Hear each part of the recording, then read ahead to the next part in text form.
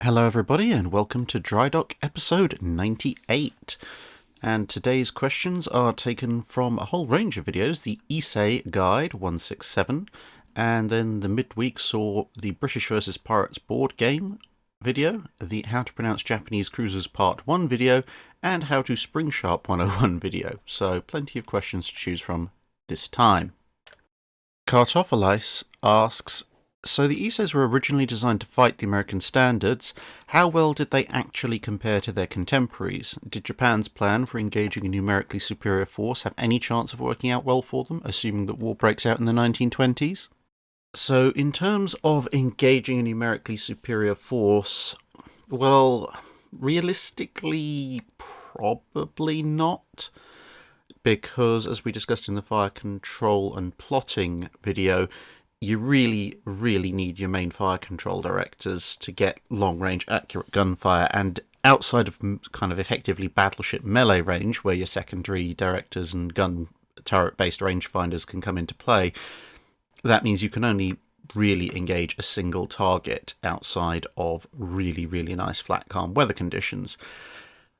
On the other hand, if you are in that kind of closer range fight where the bearing of different ships might be quite radically different and you are yourself changing course and speed quite often and outnumbered, then in theory, yes, a numerically superior force, you could engage with multiple turrets. To be honest though, if there's any advantage to the 6 twin versus 4 triple turret layout, it's probably more to do with redundancy, in as much as you only lose 1/6 of your armament if one of your turrets gets knocked out, as opposed to 1/4 of your armament if you lose a triple.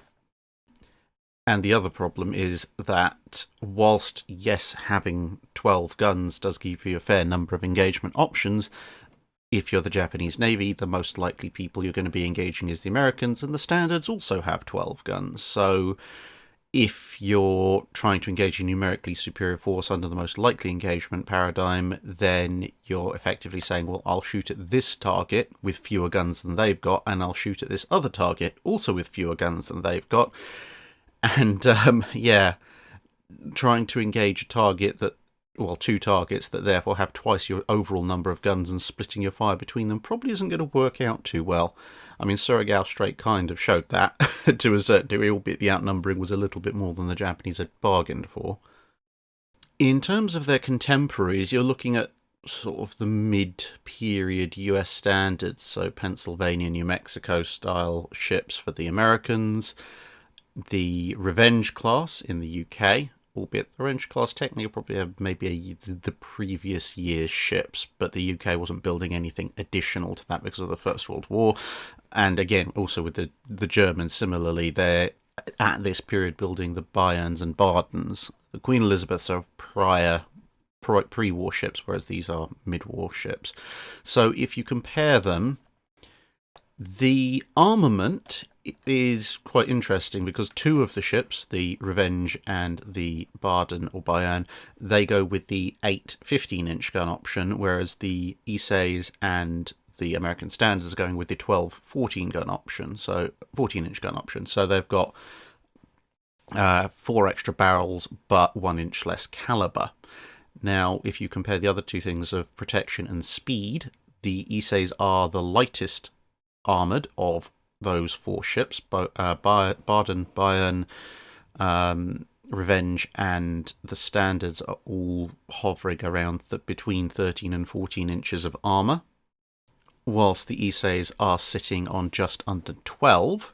And speed-wise, the US standards are the slowest at around 21 knots, whilst the Revenge, Isseis, and Badens or Bayerns are all capable of around 23 knots, give or take. So firepower-wise, in terms of just raw gunpowder as opposed to turret layout, which we've spoken about earlier, there's not too much to distinguish them from their contemporaries. Speed-wise, again, they're pretty much within the ballpark. The main weakness they have is that armour. So if you lined up all 4 classes and you had them kind of all duke it out, the Isseis are the ones that you can penetrate at the longest range across their vitals. Now, obviously, as we know, it's not necessarily penetrating the vitals that wins you the battle, but it is a whole extra paradigm of vulnerability that the other ships don't have until they close the range a little bit more. Dr. Gull 1888 asks, I'm wondering how the British public or the Royal Navy of the post-World War I era evaluated Franz von Hippe and Reinhard Scheer on the one hand, and how the German public, or Reichsmarine and Kriegsmarine, evaluated John Jellicoe and David Beatty. Oddly enough, there was actually a great deal of symmetry in this. The fleet admirals, Jellicoe and Scheer, tended to get a much better reception on the other side of the former conflict than the battlecruiser admirals. As you point out in the majority of your question, Hippe did get a bit of a bad reputation amongst the British public as a result of the shelling of various towns, which, among other things, earned him the nickname of Baby Killer. And in the British view of the German admiral's case, most of it was kind of almost frozen in time, almost immediately after the First World War, in part because the two German admirals went very quiet shortly after.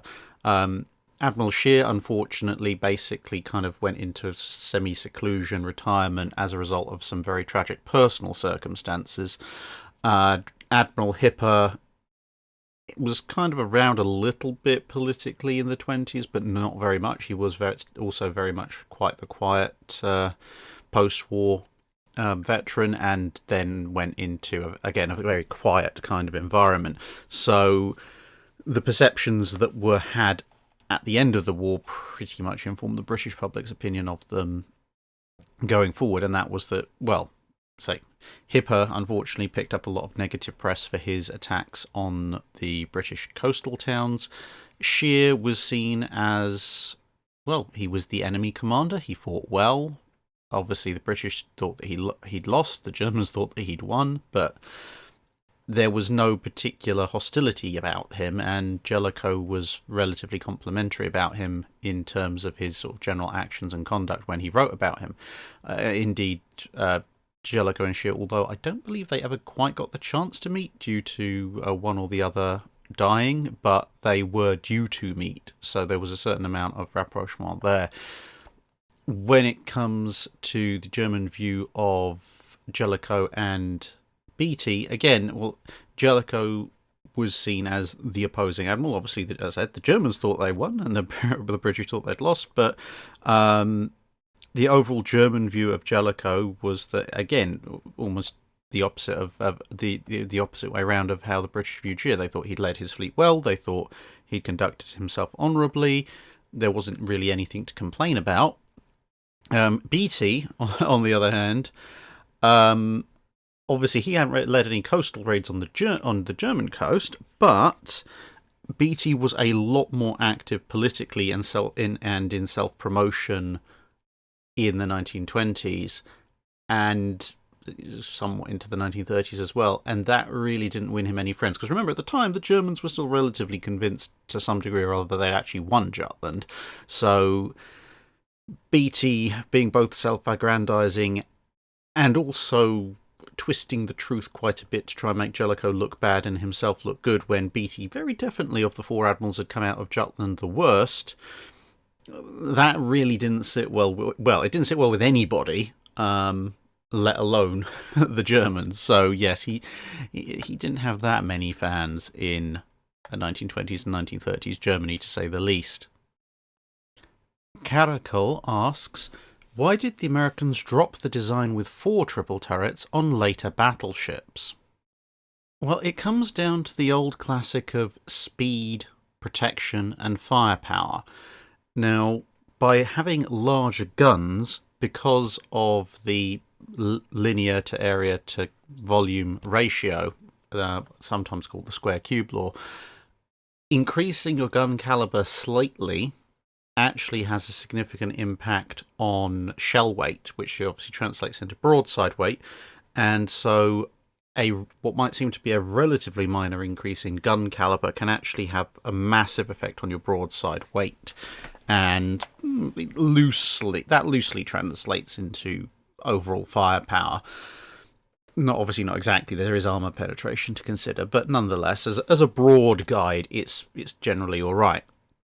Now, when you are going up 1.5 to 2 inches, you can actually drop a fair number of barrels and still have a superior broadside, especially, obviously, if you're transitioning to super heavy shells. So, for example, the Queen Elizabeth class, with 8 15-inch guns, had a heavier broadside than the Iron Dukes, even though they had 10 13.5-inch guns. And when you look at some of the earlier standard US battleships, the Pennsylvanias, New Mexicos, Tennessees, all the standards, regular standards, their broadside weight is at 18,000 pounds. Then you look at a Colorado class. Now, Colorado class only has 8 16-inch guns, and obviously it's not using a super heavy shell, so it's 4 guns less than the 14-inch standards, and yet its broadside weight, okay, it's slightly less at 17,920 pounds, but that's only 80 pounds less for 4 entire guns gone. And then when you look at the US fast battleships, North Carolina, South Dakota, Iowa, all of their broadside weights are well over 24,000 pounds. So they've got 9 guns. Okay, yes, that's 3 barrels less than the standards with a 14-inch.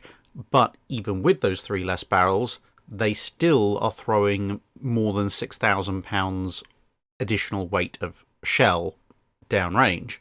And obviously with the 16-inch 45s and the 16-inch 50s, they have significantly more punch than the 14-inch 50s and 14-inch 45s on the US standards.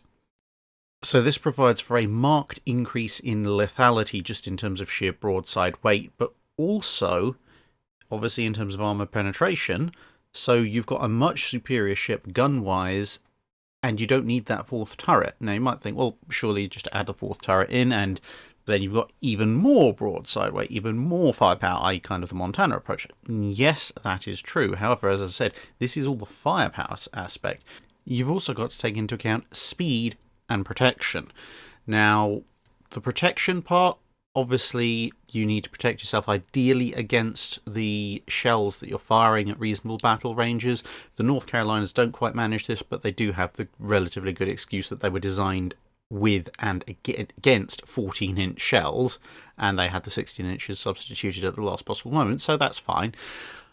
But armour is a dead weight at the end of the day, and once you've got up to adequate protection, and bear in mind, adequate protection against your main guns, that's not going to change whether you've got 1 gun, 2 guns, 8 guns, 9 guns, or 12 guns. The penetration of the shell is still the same. So that gives you kind of a minimum threshold of weight for your armour, and the combined weight of your armour and your guns and the rest of the ship all has to be pushed through the water by a power plant. And what it effectively comes down to is that for the US fast battleships, especially the North Carolina and South Dakota classes, they had a weight limit to reach.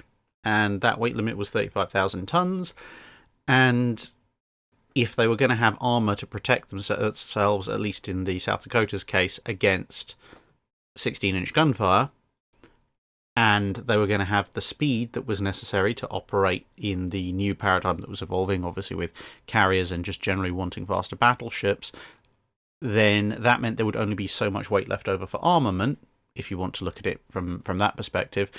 And so, well, if you can fit 9 guns into that remaining weight and nothing more, and those 9 guns are still superior to the 12 of the previous ships, well, that's what you go with. And remember that to a certain degree the Iowas were basically stretched South Dakotas to go faster, so between that and the 50 cal guns, there wasn't really much room left if you wanted to keep up the Iowa's speed on ostensibly a 45,000 ton displacement without sacrificing something unacceptable.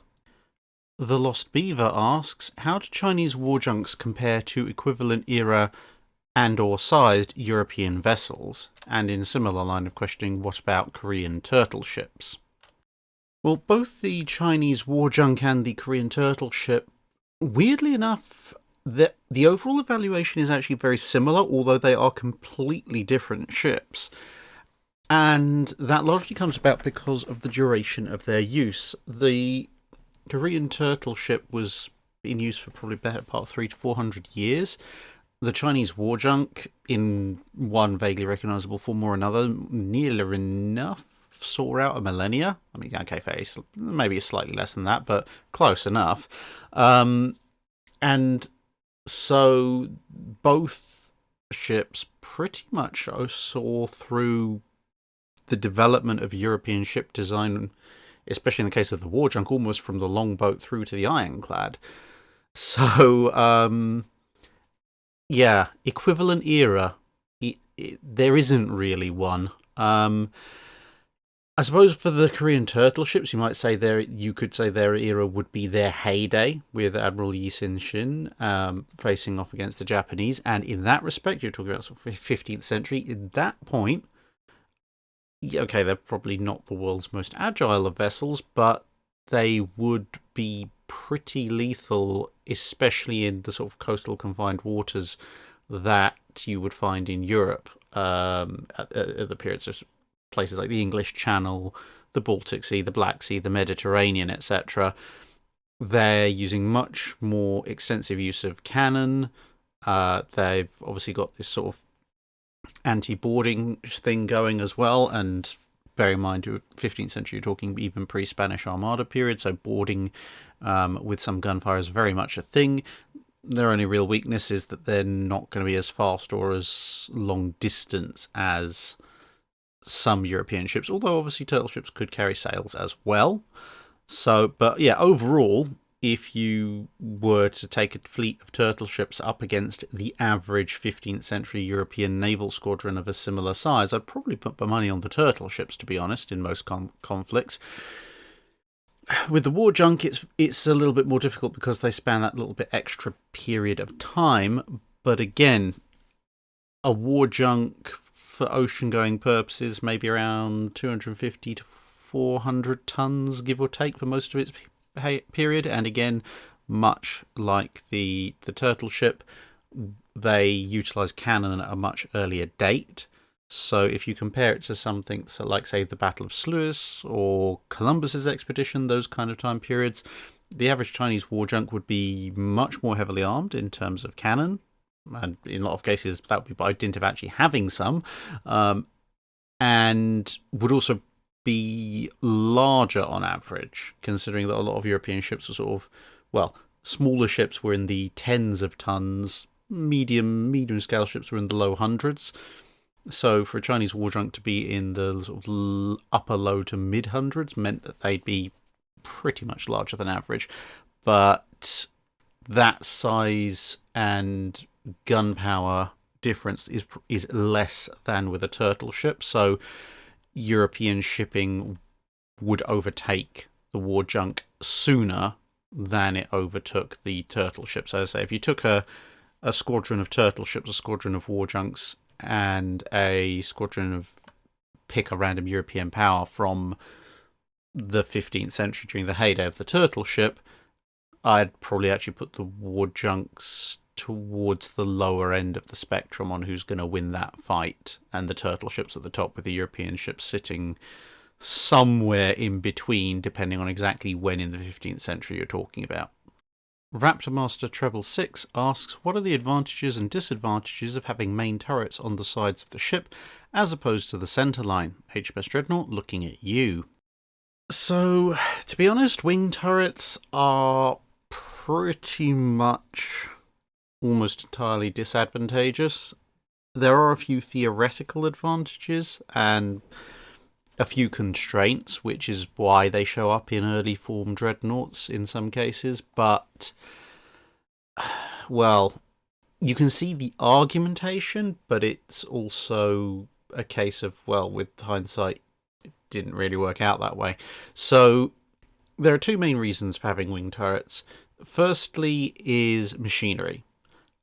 Some early dreadnoughts either had vertical triple expansion engines, like the Nassau's, or they had relatively inefficient early turbine power plants, and this machinery took up a lot of space in the ship's midship section, and that in turn forced fore and aft superstructure further out, which meant that available space linearly along the centre line of the ship was at something of a premium. And of course, the further out towards the bow and stern you go, the more effect the weight of something like a barbette and turret has on the ship's overall stability and pitch. And also, if you've got an extremely long machinery space with machinery also coming up quite high, then your citadel length is going to get very, very long if you start putting super firing turrets fore and aft. So in those circumstances, you pretty much had to put on wing turrets because there wasn't any other space for them to go on. And this is why you get things like the Nassaus and Helgolands.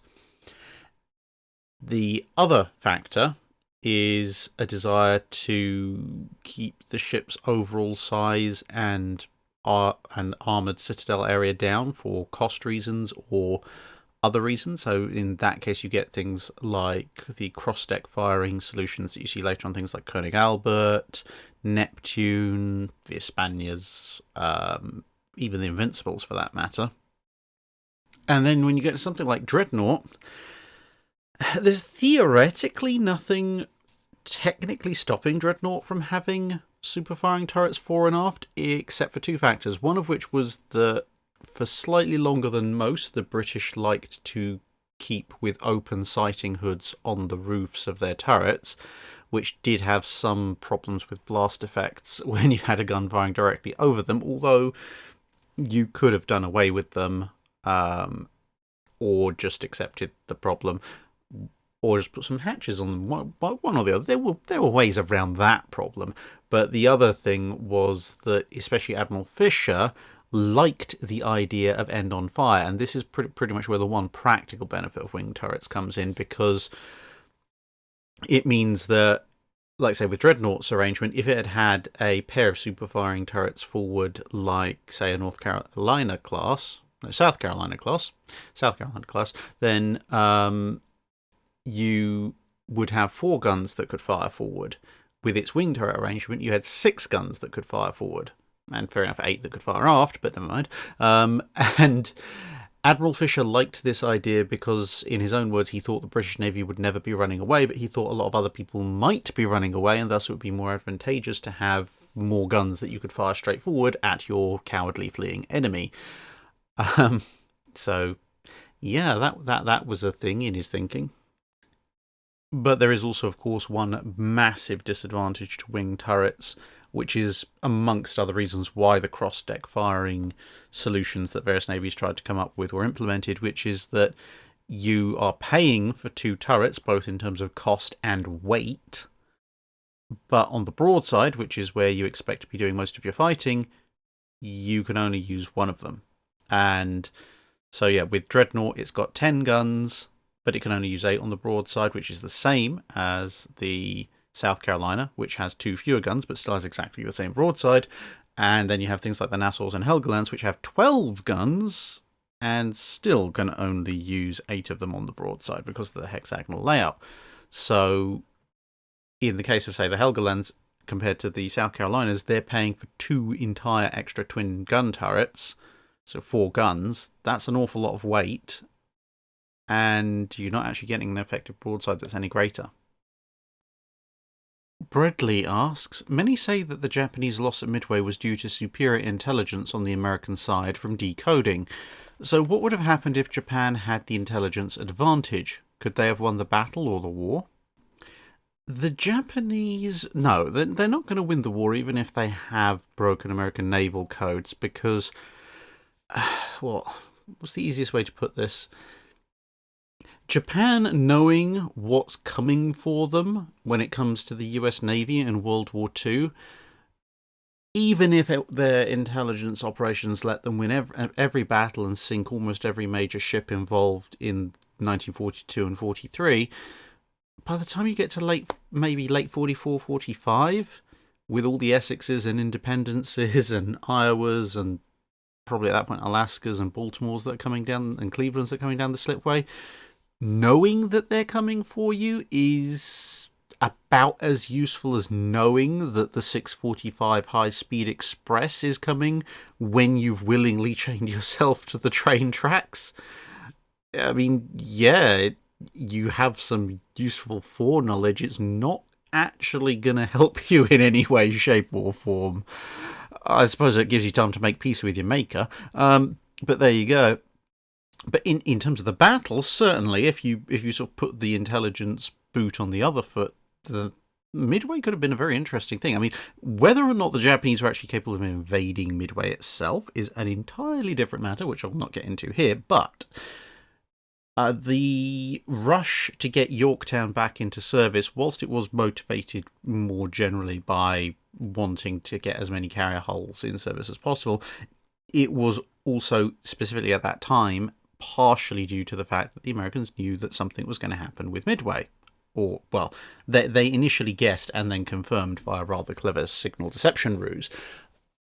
So there was that. Also, obviously, at this point, the Japanese are attacked almost everywhere in the Western Pacific. Where exactly they're going to go next was, again, it was initially guessed at and then confirmed from signal intercepts. So without that, if the Americans haven't broken the Japanese codes, they're not actually going to know where the Japanese plan to strike next. And bear in mind, the Japanese were also striking at the Aleutians at the same time and could have been elsewhere. So the chances that they would somehow guess that Midway specifically was going to be targeted by most of the surviving Kido Butai forces and thus commit pretty much every American carrier still afloat to the operation, those chances are pretty slim.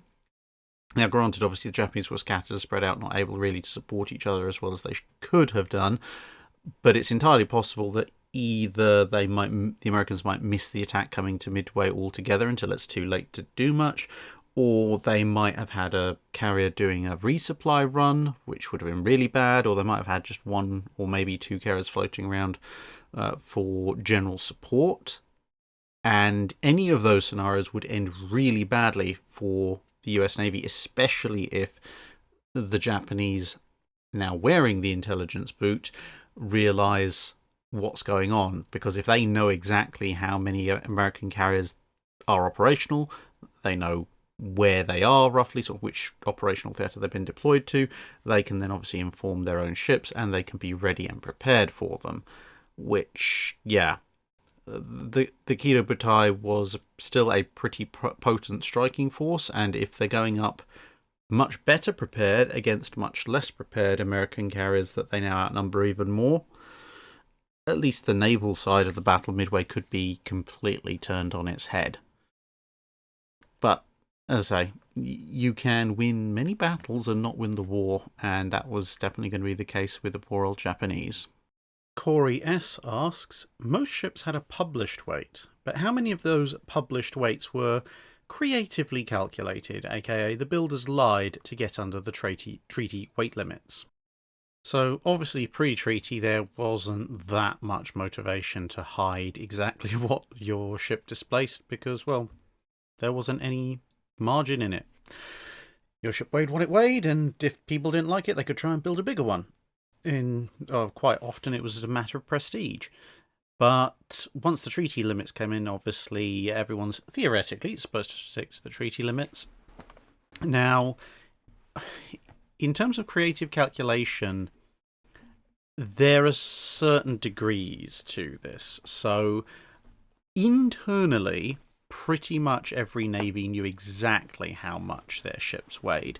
And that's for fairly obvious reasons, because if you don't know how much your ship weighs, because you've even lied to yourself about it, you can have all sorts of fun issues, like ships breaking in half, ships rolling over, and ship's trim being so out of whack that you could be going at maximum revolutions and all you're succeeding in doing is making a very spirited attempt to join the submarine corps. So internally, yeah, the Navy knew exactly how much the ship weighed. Externally, the published weights, some of them were a little bit creatively massaged by leaving out certain things. Now, obviously, this could be done in certain ways. You could be somewhat like the British when it comes to the Washington Naval Treaty and make sure to engineer in a segment of the treaty that benefited you. say, like excluding most forms of water from your standard weights. But you could also go the other route of just flat out lying about something that couldn't easily be seen. So, for example, the underwater dimensions of the hull. By the time the treaty era came in, most ships were built with a bit more secrecy than they had been previously. And so, within a certain amount of reason, you could publish false lines for a ship and claim that, well, yeah, this is what the ship looks like, this is the dimensions, therefore this is the displacement. Fun and games. We can see all the water comes this high up, so you can work out the volume and thus the overall weight of the ship. And of course, as long as the ship stays in the water, no one can really say any different. This is how, for example, the Italians got caught out when one of their ships had to go into dry dock, and British naval architects were able to look at the full form of the hull and go, I detect a case of blatant lies. So, yeah. And then in some navies, including the Royal Navy, there were certain things about sort of being fitted for but not with, which allowed you to launch a ship that was somewhat close to the treaty displacement limits. And then, well, time of war, shockingly, we seem to have these plans lying around that tell us exactly how to refit this equipment, and we have all this equipment to hand. And oh, look, well, yeah, we might have added 2,000-3,000 tons to the displacement of our battleship, or a few hundred tons to the displacement of our cruiser, but it's wartime, so who cares? So, yeah, lots of different ways of creatively calculating. Of course, there was just the other method, which is just flat out lie, i.e., yes, we've launched a cruiser that weighs the better part of 16,000 tons, but we're just going to write 10,000 tons on it, and, well, what are you going to do about it? Shoot us? And then someone did. Tuvy Churchill asks, I wonder, how do steering systems work during the dreadnought era?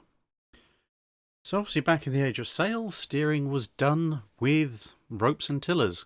There was a physical connection which translated the movement of the ship's wheel all the way down to the tiller or the rudder of the ship. Now, this does run into some issues when you're trying to deal with ships in the ironclad pre-dreadnought and dreadnought era. Specifically that the old system relied on rope and basically reduction gearing, except without the gears part, to enable the strength of a few people, or even one, to turn the ship's rudder when that rudder might weigh considerably more than the people who were turning it, and of course was acting against a current of water. As ships got faster, that resistive force increased, and obviously also the rudders became bigger and heavier. This was solved to a certain degree in the late ironclad and early pre-dreadnought era with substituting the ropes for chains and introducing some form of actual gearing. If you're ever in the Den Helder Museum in the Netherlands, for example, on the ironclad ram Scorpion, you can actually see the rudder chains running through the ship. However, by the time you get up to the late pre-dreadnought and dreadnought era, it's just not practical. To move a rudder like this is one of the Iowas, if you were going to do that by chain, you would probably end up with more weight of chain running from the rudder to the bridge than the rudder itself weighed.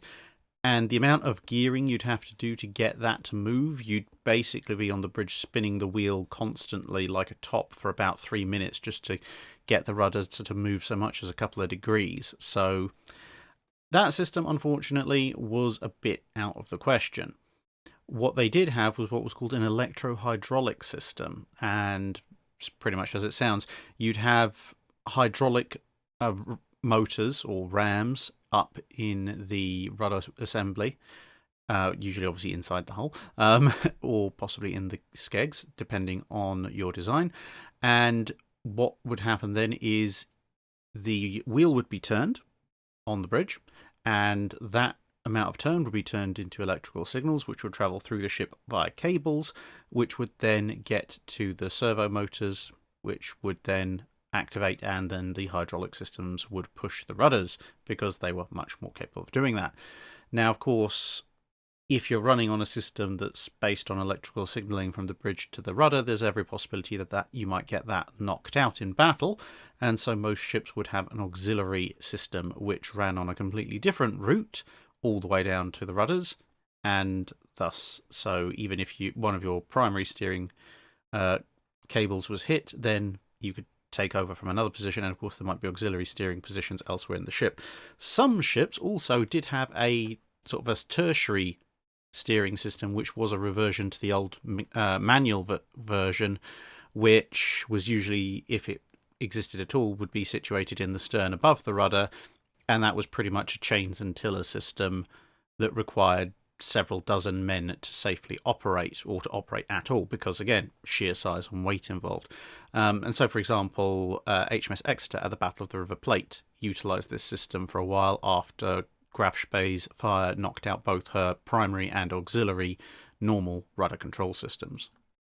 Apanko asks a fairly extensive question, but basically boils down to, do you have any stories or insights in how common it was to have multilingual crews, and how ship life was therefore organised in the Age of Sail, i.e. were different nationalities separated, could they have parallel command structures, etc.?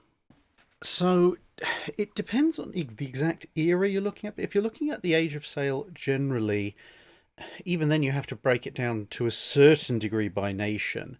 But multilingual and multiracial crews definitely did exist, and were actually surprisingly common, especially in the more seafaring nations. So you would expect, for example, in the Royal Navy, during the bulk of the Age of Sail, that you'd actually have a vast array of different nationalities and languages represented aboard the ship.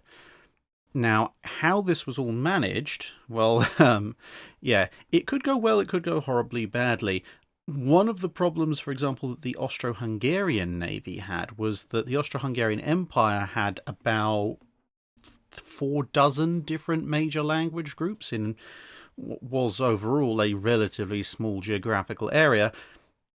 And that wasn't helped by the fact that quite a lot of them didn't really like some of the others, so trying to persuade them all to learn a single language that everybody could understand so that orders could be clearly given was sometimes a bit of a tall order.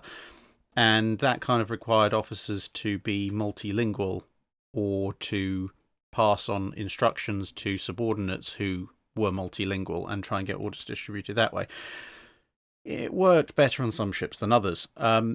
On Age of Sail ships, obviously the Austro-Hungarian Navy being a late 19th, early 20th century unit, in the Age of Sail, going by the Royal Navy, which is the Age of Sail Navy I have the most experience with reading about, it was generally a case of, well, learn English, maybe also French, and that was it pretty much. You usually wouldn't have a particularly large contingent of any particular nationality that had a distinct linguistic group to even justify having a separate chain of command, even if that was something that the Royal Navy would countenance, which they wouldn't have.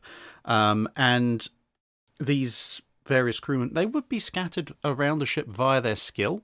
There wasn't any particular distinction. If you were, for example, an English gunner, you might find yourself serving alongside a Scottish gunner who may only speak Gaelic and very little English, and what English he does speak has a very thick accent. To be honest, his phraseology is going to be just as foreign to you as, say, if you had a Turkish loader working on your gun crew, or an ex-slave who was handling the powder charges, or something like that.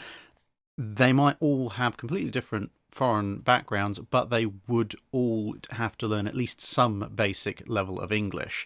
Obviously, being cooped up in close quarters, learning the 1 or 2 primary languages aboard a ship would be relatively a swift and easy affair, but you didn't have to learn that many English phrases to get along. And as I say, so you could have people all over the ship. If you were a Marine, you were a Marine. Just because you happened to share a national group with somebody who was running the masts and lines didn't make much odds as far as the Royal Navy were concerned. You did your job. And this was borne out quite well throughout the Age of Sail with the performance of various Royal Navy ships. We know, for example, from the listings of HMS Victory's crew at the Battle of Trafalgar, that there were almost 24 different nationalities aboard, obviously with 24 odd different languages, but they all got along well enough in order to achieve victory. Ha ha, pun intended. So there's that. And we also know more recently from genetic analysis of the remains that were found with the Mary Rose, which is at the other end of the Age of Sail, remember Henry VIII's favourite ship, that actually even as far back as then, there were people from all over the place aboard the ship. Now, fair enough, in the Mary Rose's case, given that most of the nobility at the time still would have a penchant for learning foreign languages, especially French, it's entirely possible that commands aboard Tudor-era warships may, if necessary, have been given in both English and French, if there were enough of the crew to make that necessary. And there is a certain amount of cross-pollination amongst the sort of various Germanic languages, of which English is technically... Well, English isn't really a language of any particular thing ever since they've kind of looted everybody else's languages for spare grammar and vocabulary, but it's more related to Germanic than most. And obviously the Latin Romance languages have a certain degree of crossover. So on a Tudor warship, if somebody yelled a simple command in English and then yelled that same command in French, chances are 99.9% of the crew are going to recognise what they're on about. And that seemed to just carry throughout the Age of Sail. In fact, the kind of, like with this bit of artwork you see, when you have a look at most large-scale sort of crew scenes in the Age of Sail, you'll usually be able to spot quite the variety of different national groups in that picture.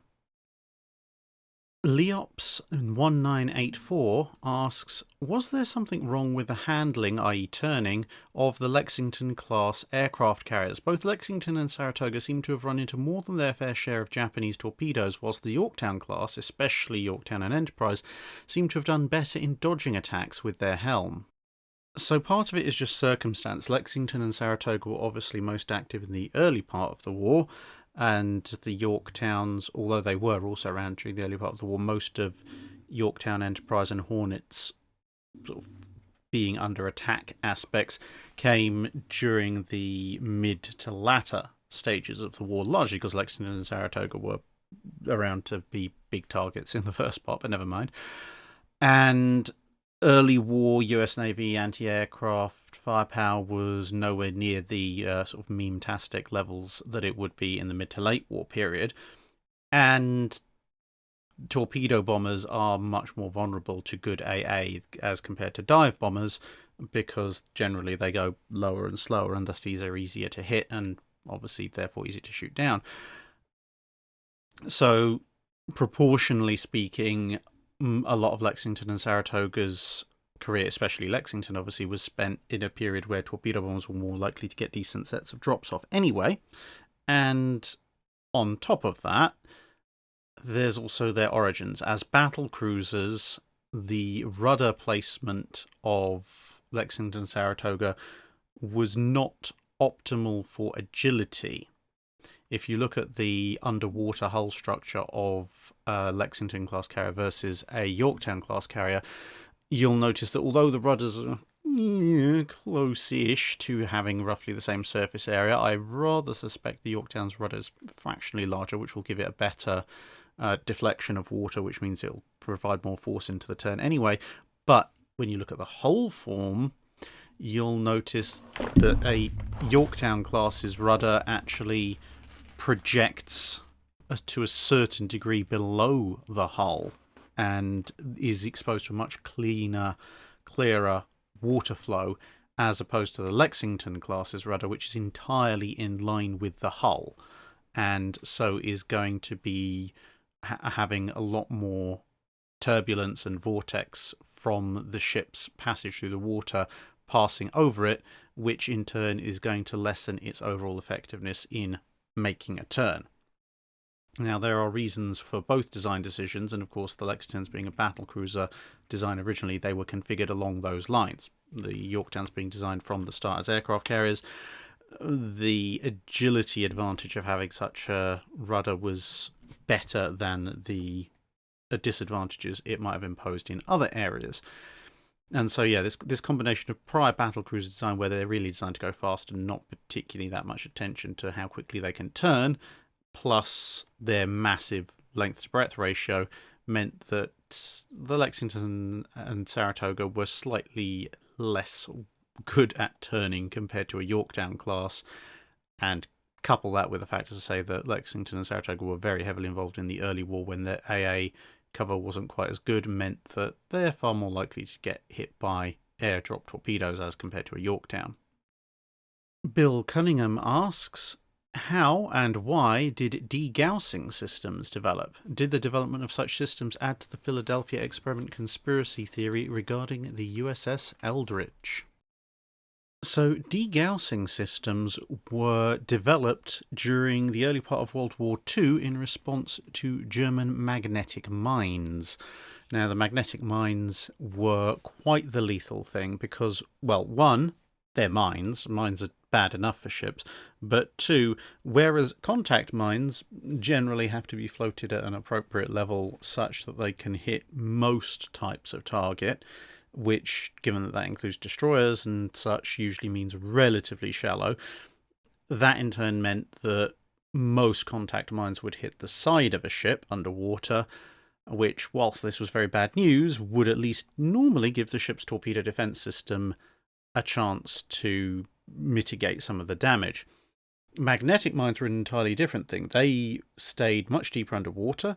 They were looking for the change in the magnetic field that resulted from, well, a large lump of ferrous material, like a steel ship, passing overhead, and then they detonate. So you would get an under-the-keel detonation, which bypassed most of the torpedo defense systems, and of course created a huge air bubble and water jet that punched up into the ship. Thus, they were a lot more destructive and a lot harder to sweep, because being moored deeper, the average mine sweep might not catch them.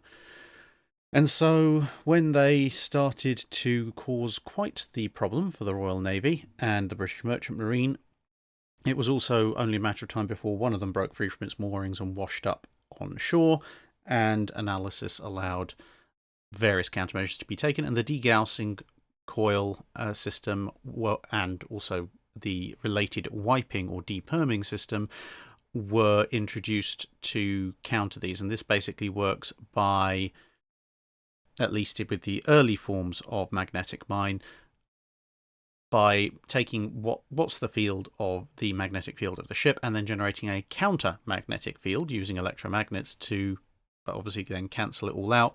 And so the overall difference in the Earth's magnetic field for a degaussed ship versus the open ocean it's passing through is relatively minimal. Thus, the magnetic mine doesn't get set off. So yes, early World War II for that. Now, whether or not the Philadelphia experiment has anything to do with degaussing systems, the Philadelphia experiment is its own particular can of worms, but one of the sort of explanations that's been advanced for the entire story is that whilst obviously the classic Philadelphia experiment conspiracy theory says that the Eldridge was made invisible, it is at least tangentially possible that it's a result of a misunderstanding from Eldridge being involved in experiments with degaussing, which would have made it invisible to the magnetic field sensors of magnetic mines, but maybe an overheard conversation that was only partially understood or misremembered turned invisible to magnetic mines into invisible. But yeah, as I say, I'm not going to get into the Philadelphia experiment anytime soon. There's that particular conspiracy theory has quite the onion level layers to unpack. Dylan Poole asks, what would be procedure around unloading a main gun on a capital ship, i.e. if the guns are loaded but the fight moves on or ends before the gun could fire? Are there special procedures for unloading, or was the shot simply fired off somewhere safe? Well, usually it would be unloaded via the muzzle, i.e. just point and shoot, because unloading a battleship gun is a very fraught proposition at the best of times. The main problem that you have is that once a shell is loaded, it has one or more, depending on the type of shell and the type of gun, bands of relatively soft metal which are on the outside, and these are called rotating rings, driving bands, or whatever else it might happen to be in the navy in question. But basically what these are soft metal bands of around the shell, and they bite into the ship's gun's rifling. So this is what gives the shell the spin without the rifling tearing the outer casing of the shell apart and making the shell just disintegrate in midair. Now, obviously, human effort probably isn't going to drive a groove through sort of 4 to 6 inches of metal in multiple places, no matter how strong you are, and this is why on battleships and cruisers and such, the shells are rammed in place by a hydraulic ram. And yeah, once that hydraulic arm has rammed the shell into place and the driving bands have engaged with the rifling, there's a reason why you need a massive powder charge to get the thing moving and out of the barrel. There's also the slight problem that in quite a number of guns, when you're loading the charge bags behind it and then you close the breech, this also primes the last bag, so getting a primed, very sensitive detonator along with a large charge of explosive out of the gun if you're trying to unload it could be a rather interesting experience, but nonetheless, even if that isn't so much of an issue, getting the rest of the charge bags out will be relatively easy. But getting that shell out, nah. That is going to be a very difficult thing. You can't pull it out. It's not going to slide out on its own. And, well, if it's a live shell, who really fancies getting a really long metal pole, sticking it down the business end of the barrel and hitting it really hard with a hammer?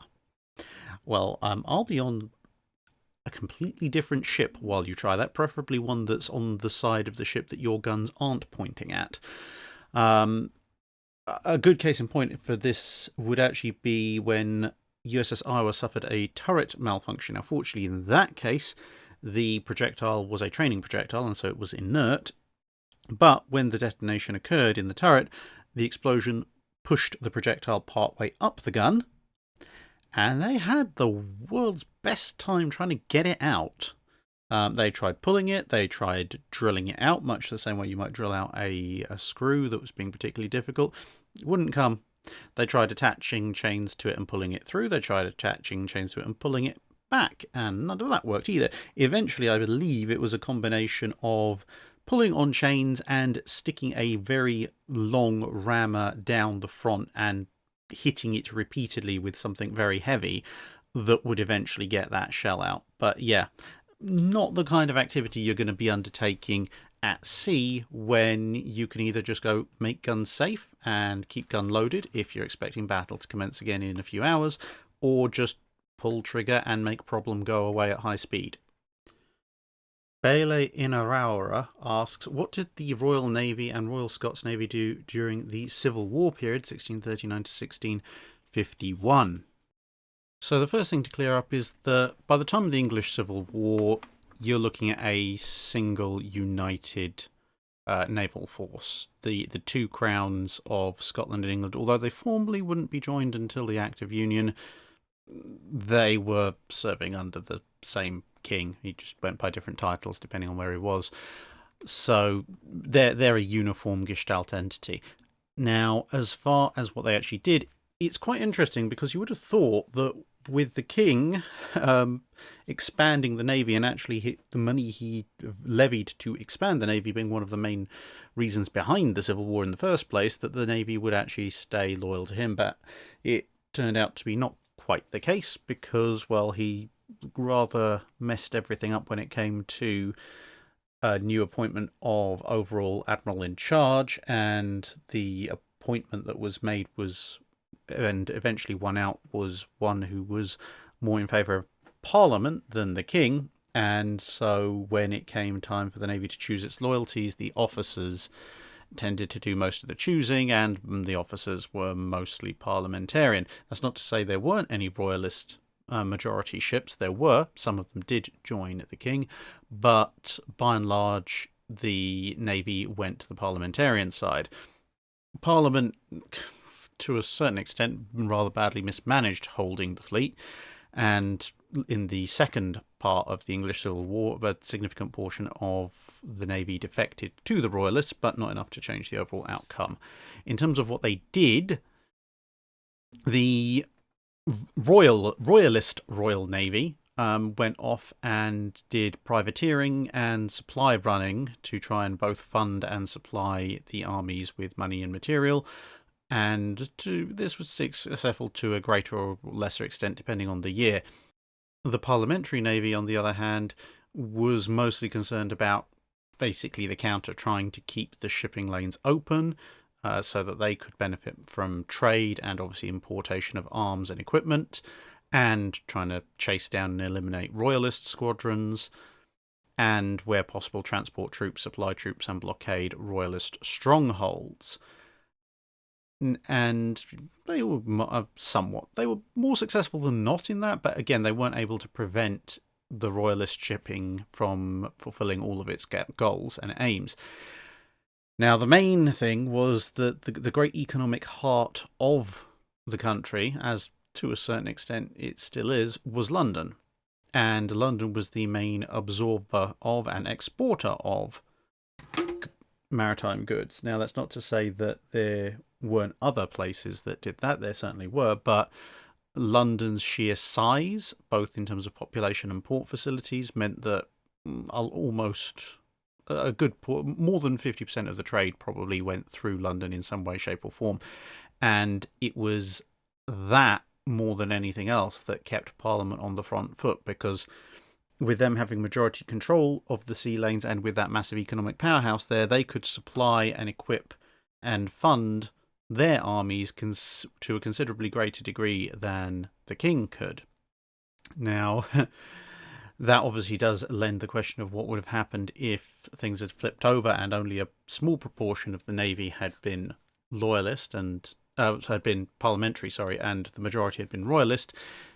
If that had been the case, then it's very likely that the English Civil War would have petered out very quickly, because with majority control of the Navy, the king could have blockaded the Thames estuary, at which point London and much of the southeast of the country would have faced a very simple choice of starve and lose your livelihoods, or come to a very generous accommodation with the king. And the London crowds were something of a fickle beast, so Parliament would have had to come to an accommodation rather quickly unless they wanted their heads to end up on spikes on the bridge. So yeah, there was a lot of toing and froing. By the end of it all, the Parliamentary Navy was also getting involved in various foreign wars as well. His Lordship asks, what is involved in flooding magazines? How long might the process take, and how could flooding outpace flash fires coming down from above? So, flooding a ship's magazine has to be done by fairly quick methods for obvious reasons.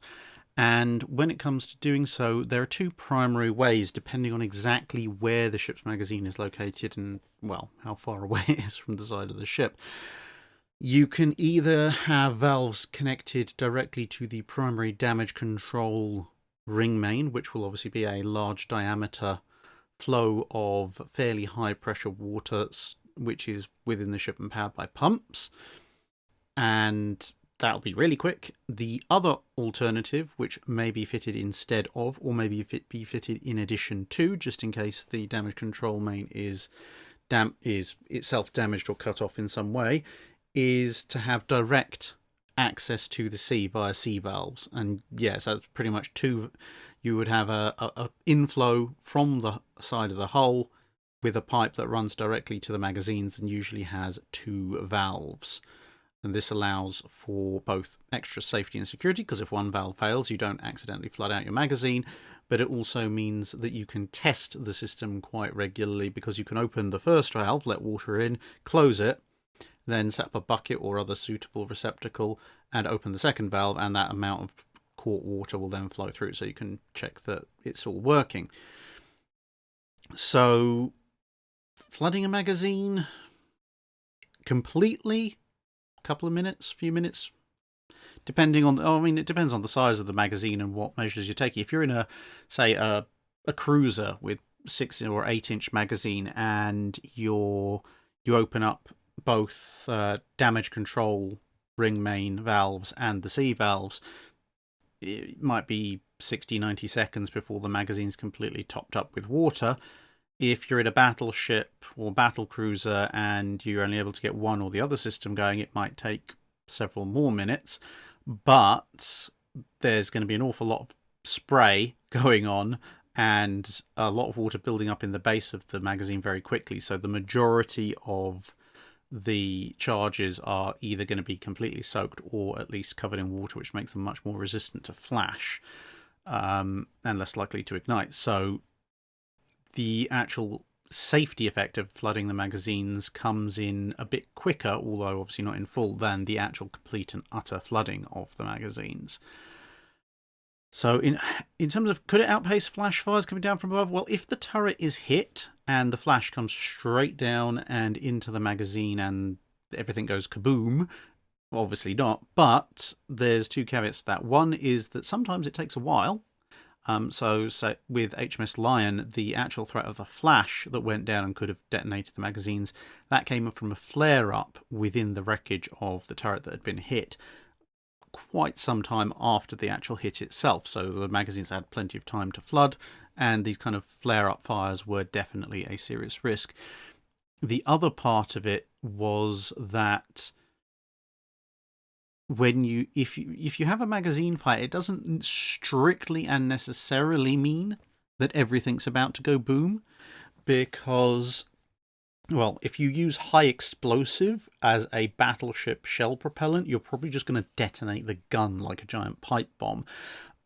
The mixtures of propellant used were specifically designed to burn rather than explode in the classic sense. And it is a fine distinction, and obviously the British battle cruisers at Jutland and such like did rather prove that the effects can be fairly explosive, but there is a difference between low order and high order explosives, which I'm sure any explosive ordnance technician will be happy to tell you about.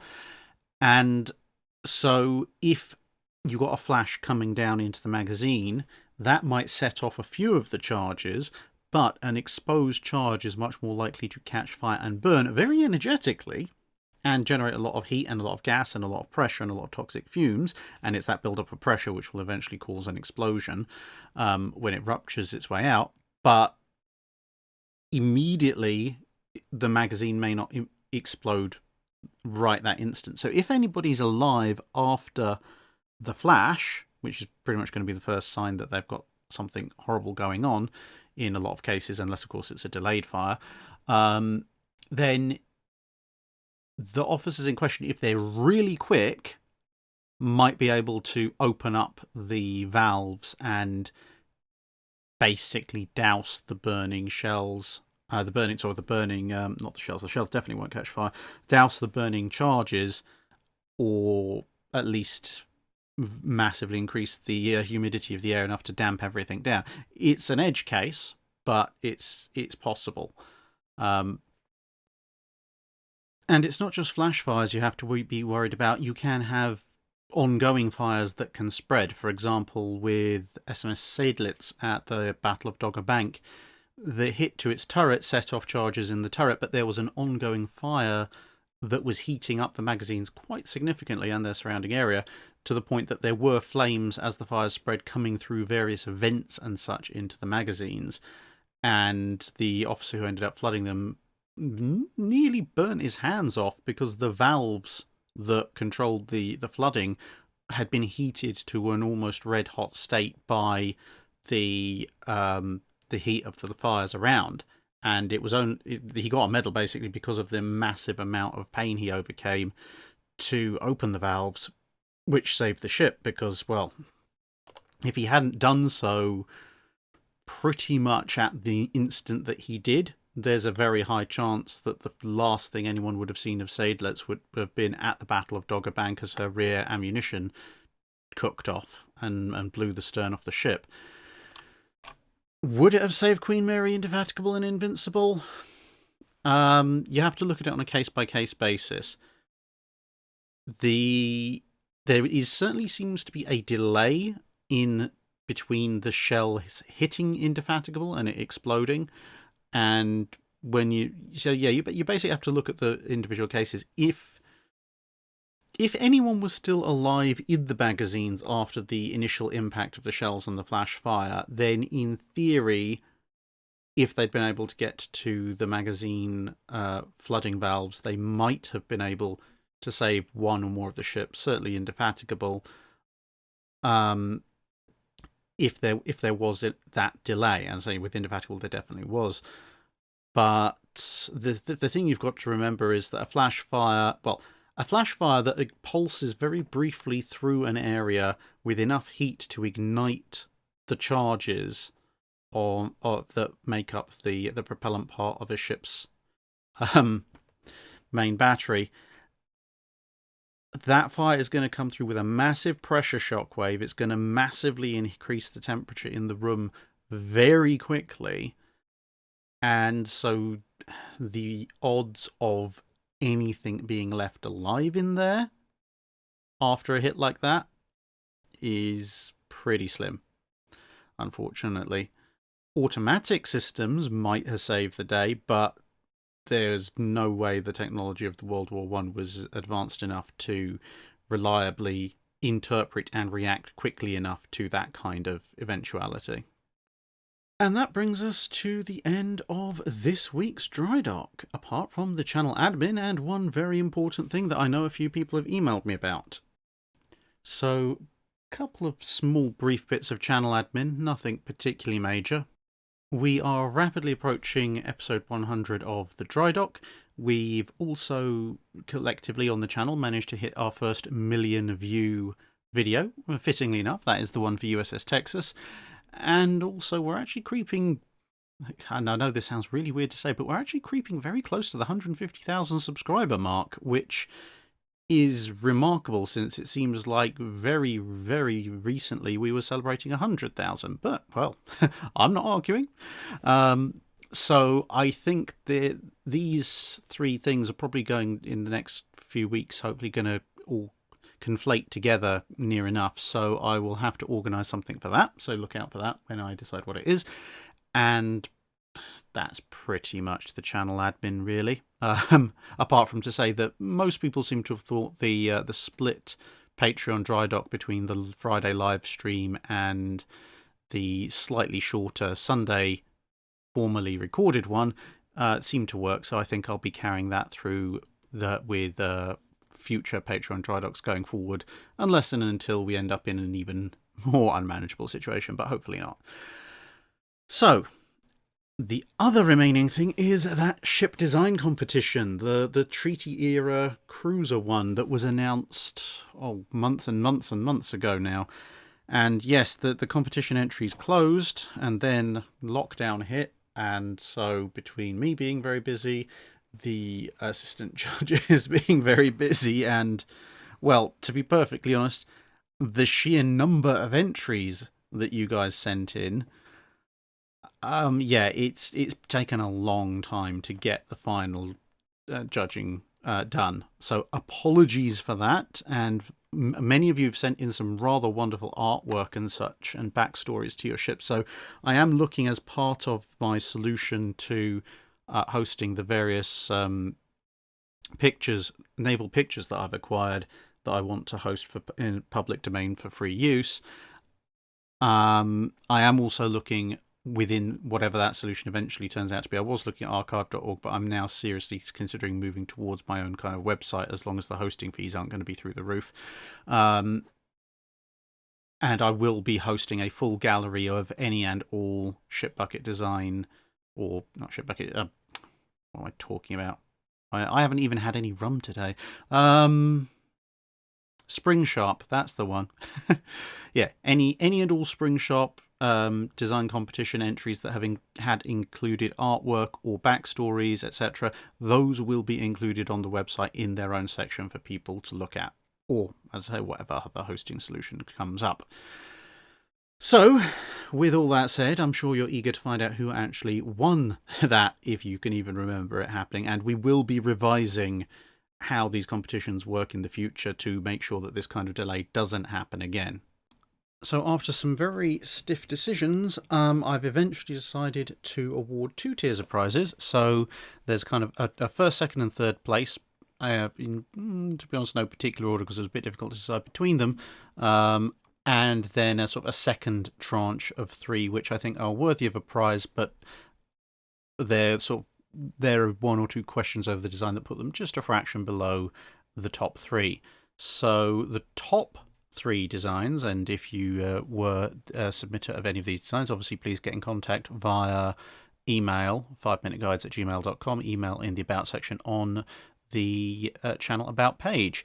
So, Eglatine, I believe, the French cruiser with a main battery of 12 6-inch guns. That's our first top-tier winner, if you like. The Dumlupinar, a Turkish cruiser, is our second top-tier winner. And why? Why do you do this to me? Koziutsku, the Polish one. The Polish one that vaguely resembles that. K-O-S with funny accent, C-I-U-S-S-Z-K-O. And I've just passed my sight test, so yay, huzzah. Yeah, those are our 3 top tier winners. Please get in contact, as I said, and the next 3, which will win some secondary prizes, the Southampton class with the 4 6-inch gun mounts, and the designer of the Aurora, an American ship. Southampton obviously was a UK ship. The Aurora, a US cruiser, I've put in on the secondary winners list. And finally, and again, although these are winners in no particular order, the Vesuvio, an Italian ship that truly embraces the concept of speed, is our 6th and final winner. So if you recognise those designs as ones you sent in, please do get in contact. Commiserations to those of you who sent in other designs and didn't win. Please do bear in mind that doesn't necessarily mean the design was awful or even particularly badly flawed. It just means that there were other designs that collectively we thought were slightly better. But there you go. Such is life. And yeah, I look forward to hearing from the winners at some point in the near future. And with that said, thank you very much for listening, and I'll see you again in another video.